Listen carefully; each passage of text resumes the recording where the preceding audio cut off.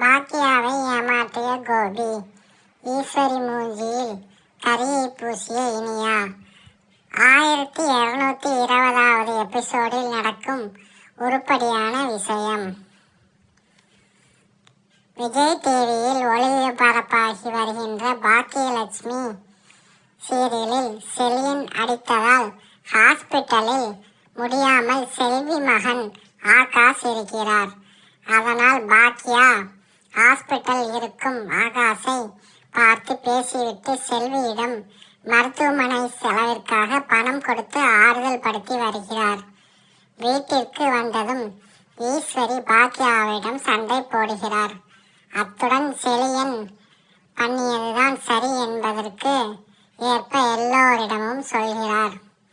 இதனால் செலியன் மற்றும் எழிலுக்கு இடையே சண்டை ஆரம்பித்து விட்டது. அடிதடியில் இறங்கும் அளவிற்கு 2 பேரும் முட்ட ஆரம்பித்து விட்டார்கள். பிறகு பாக்கியா இருவரையும் சமாதானப்படுத்துகிறார். இதற்கெல்லாம் மறைமுகமாக கோபி தான் காரணம் என்று புரிந்து கொண்ட பாக்கியா கோபியிடம் இந்த வீட்டை விட்டு வெளியே போங்க என்று சொல்கிறார். ஆனால் கோபி, என்னால் இந்த வீட்டை விட்டு போக முடியாது. என் மகள் இனியா வாழ்க்கையை சரி செய்ய வேண்டும். அந்த கடமை எனக்கு இருக்கிறது என்று சொல்லி பாக்கியா நெற்றியில் நாமத்தை போட்டு முழுமையாக ஏமாற்றி விட்டார். பாக்கியா இனி என்ன நினைத்தாலும் கோபியை அந்த வீட்டை விட்டு வெளியே அனுப்ப முடியாது. அந்த அளவிற்கு தற்போது கோபிக்கு சப்போர்ட்டாக ஜெனி, செலியன் மற்றும் ஈஸ்வரி ஒன்று கூடி விட்டார்கள். அடுத்ததாக ஈஸ்வரி சும்மா இருக்காமல் இனியாவிற்கு கல்யாணம் பண்ணி வைக்கலாம் என்று முடிவு பண்ணி சொந்தக்காரங்களை வீட்டுக்கு வர வைக்கிறார். இதனை கேள்விப்பட்ட பாக்கியா, என் மகள் வாழ்க்கை விஷயத்தில் நீங்கள் தலையிட வேண்டாம், அதற்கு யாருக்கும் உரிமை இல்லை என்று கத்துகிறார்.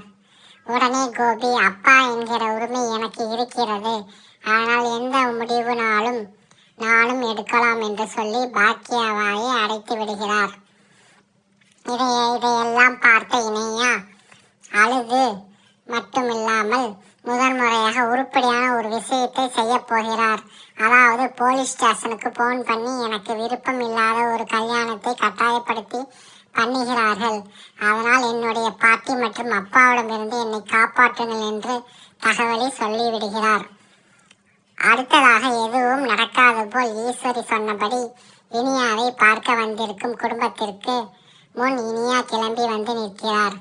ஆனால் அங்கேதான் ஒரு ஆப்பு இருக்கிறது. அதாவது ஈஸ்வரி முகத்தில் கரியை பூசும் விதமாக இனியா செய்த காரியம் ஈஸ்வரி மற்றும் கோபி எதுவும் தலையிடாதபடி போலீஸ் வந்து சம்பவம் செய்ய போகிறார்கள். Please subscribe friends.